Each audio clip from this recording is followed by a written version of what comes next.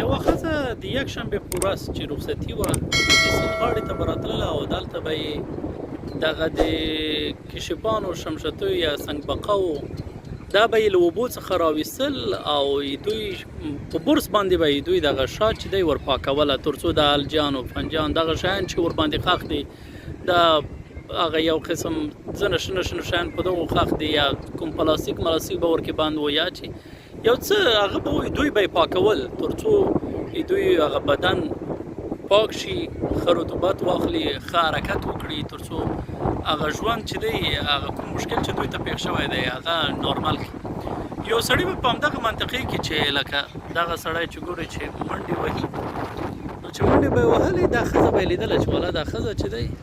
یوه ورځ یې ورته پوښتنه پیدا شوله چې زه دې ګورم هر یکشنبې هم دغه کار کوي 10 15 20 دانې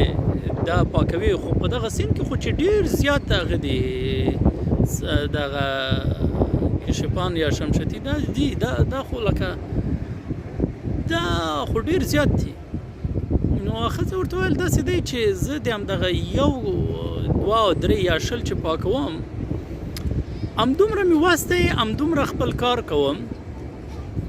نو که چېرته ډېر خلک پیدا شي نو کیدای شي د دغه سیند ډېر زیات کشپان شمشتیان دا ورپاک کړي نو ویل ترور یې داسې دی چې ته به په دغه سیند کې د څومرو ژوند کې تغییر راولی هغې ورته وویل وایي که د ټول سیند د شمشتیانو په هغه کې تغییر نشم راوستلی خو 10 15 کې خو هفتهوار تغییر راوستلی شم دا چې یوه میاشته کې حساب کړم 15 دانې کېږي وایي والا هسې ځان جګر خونه کوي ښه خبر ده چې ما غوندې دلته منډې رامنډې وکړو ترور ورته ویل وایي خبره دا دی چې زه کیدای شي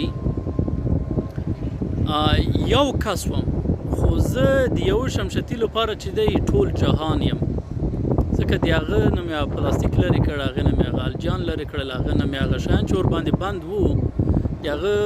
ژوند مې ښه کړ کله کله داسې کېږي چې یو کس د یو چا لپاره فقط یو کس وي خو هغه د بل کس لپاره ټوله دنیا وي نو ښه خبره دا ده چې د خلکو لپاره ټوله دنیا شو نه یو کس